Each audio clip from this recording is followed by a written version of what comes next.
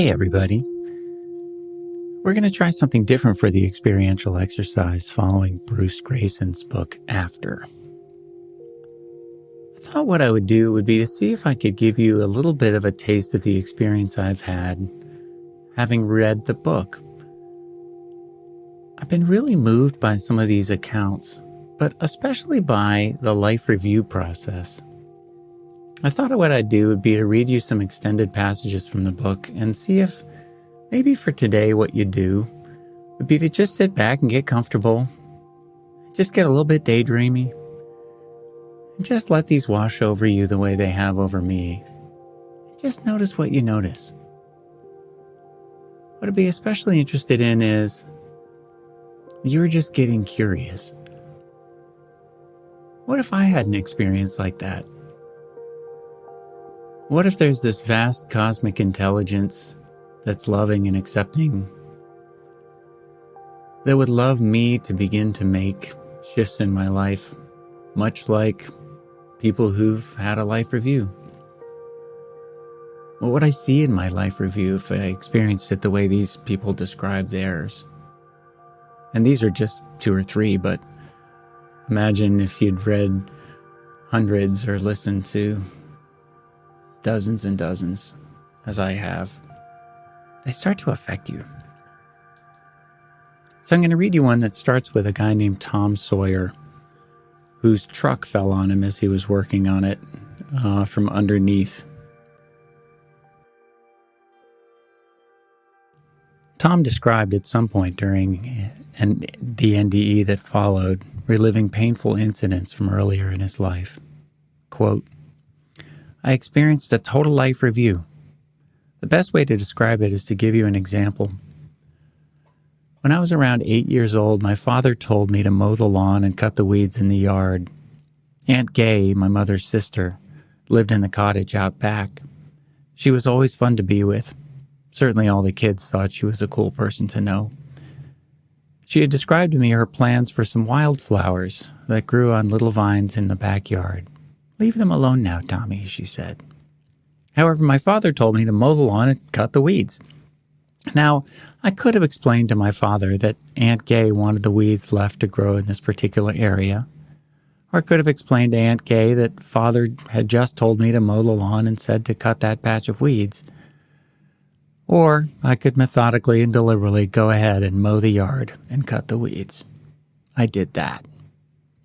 I deliberately decided to be bad, to be malicious. My Aunt Gay never said a word to me. Nothing was ever mentioned. I thought, wow, I got away with it. End of story. Well, guess what? I not only relived it in my life review, but I relived every exact thought and attitude, even the air temperature and things I couldn't possibly have measured when I was 8 years old. For example, at that time, I wasn't aware of how many mosquitoes were in the area. In their life review, though, I could have counted the mosquitoes. Everything was more accurate than could possibly be perceived in the reality of the original event. I experienced things that cannot be perceived. I watched me mowing the lawn from straight above, anywhere from several hundred to a couple of thousand feet, as though I were a camera. I watched all of that. My life review was absolutely, positively, everything, basically from the first breath of life right through the accident. It was that panoramic view. It was everything. Greyson then goes on to say, I had heard other experiences describe reliving their lives in exquisite detail, and I could understand that a psychological reaction to the threat of death.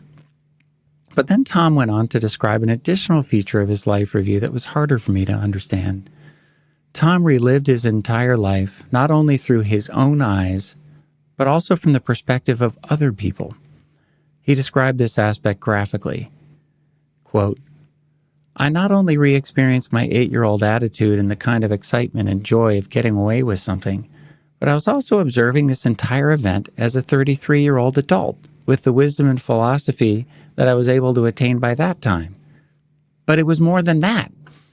I also experienced it exactly as though I were my Aunt Gay when she walked out of the back door and saw the weeds had been cut. I knew the series of thoughts that bounced back and forth in her mind, Oh my goodness, what has happened? Oh well, Tommy must have forgotten what I said. But he couldn't have forgotten. Oh no, knock it off. Tommy's never done anything like that. Gee, it was so important. He had to know. He couldn't have known. Back and forth, between thinking of the possibility and then saying to herself, well, it is possible. No, Tommy isn't like that. It doesn't matter anyway. I love him. I'll never mention it. God forbid. If he did forget and I reminded him, well, that would hurt his feelings. Should I confront him with it and just ask him? What I'm telling you is, I was in my Aunt Gay's body. I was in her eyes. I was in her emotions. I was in her unanswered questions. I experienced the disappointment, the humiliation. It was very devastating to me. It changed my attitude quite a bit as I experienced it. In addition to this, what's probably more important spiritually speaking, I was able to observe the scene absolutely, positively, unconditionally. In other words, not with the horrendous emotional ill feelings that my Aunt Gay experienced. I experienced it with this unconditional love that is only God's eyes, or the eyes of Jesus Christ, or the light of Jesus, or the light of Buddha enlightened the spiritual entity. No judgmental aspect whatsoever. This is simultaneous with the total devastation of what I created in my aunt's life, and the arrogance, the snide little thoughts, the bad feelings, and the excitement of what I created in my own life at that young age. I want to go on to share another one. This one, Barbara Harris Whitfield. She had an NDE at age 32, where she had a chance to have a life review from a very different point of view. This time less about her own actions and more about a completely new understanding of the actions of her very abusive mother and the terribly dysfunctional home she grew up in. Everything came flooding back, she wrote. I witnessed my brother's rage at my mother's abuse and then turning around and giving it to me. I saw how we were all connected in this dance that started with my mother. I saw how her physical body expressed her emotional pain. I could hear myself saying, no wonder, no wonder. I could feel how she abused me because she hated herself. I saw how I'd given up in order to survive. I forgot that I was a child. I became my mother's mother. I suddenly knew that my mother had had the same thing happen to her in her childhood. She took care of her father during his seizures, and as a child she gave up on herself to take care of him. As children, she and I both became anything and everything others needed. As my life review continued, I also saw my mother's soul, how painful her life was, how lost she was. In my life review, I saw she was a good person caught in helplessness. I saw her beauty, her humanity, and her needs that had gone unattended in her own childhood. I loved her and understood her. We may have been trapped, but we were still souls connected in our dance of life by an energy source that had created us. As my life review continued, I got married and I had my own children, and I saw that I was on the edge of repeating the cycle of abuse and trauma that I had experienced as a child. I was becoming like my mother.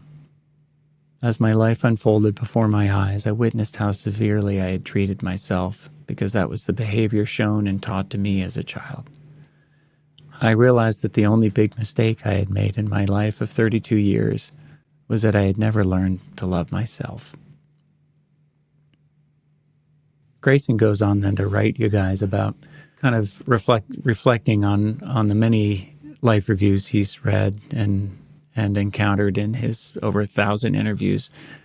He writes, and for people who have NDEs and then return, their life review can not only help them cope with losses and find meaning in their lives, but also help them make changes in their behavior based on what they've learned.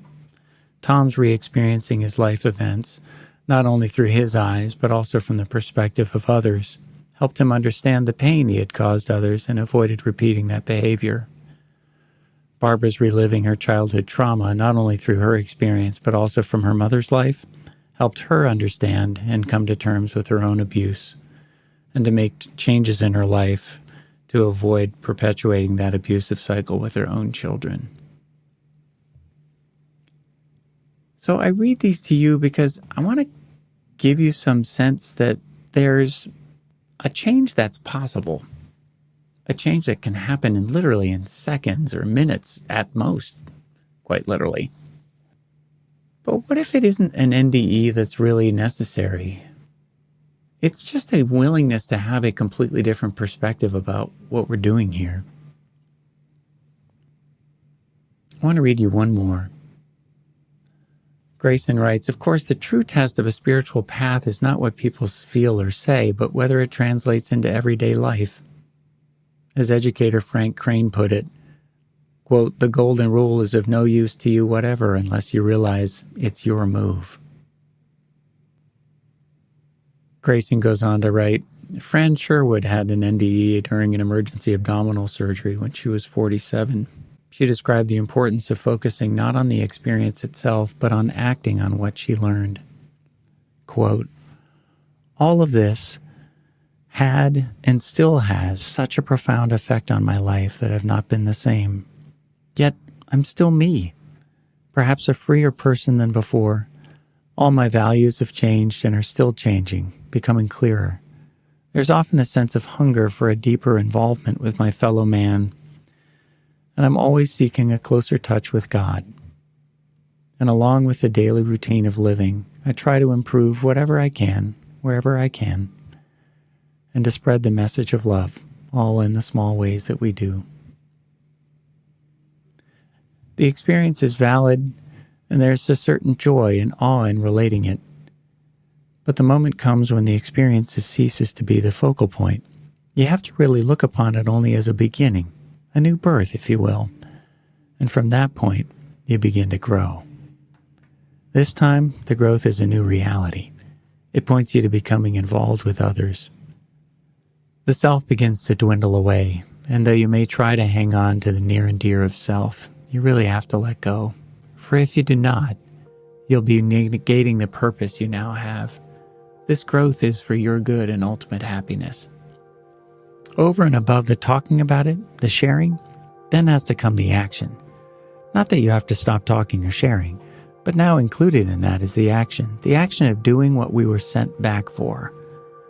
It may have been presented to each of us in different ways, but the same message comes out loud and clear. We all know what it is, and though it can be said in 1,000 ways, there's only one word that says it all: love. And the message is this: just as I have loved you, you must also love one another. This is an irrevocable truth.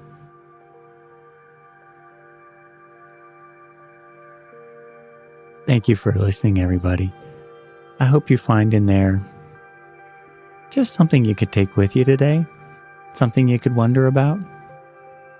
What would that vast intelligence, that unconditionally loving presence on the other side want you to know? What would you experience about this life? What do you suppose you'd come back ready to change?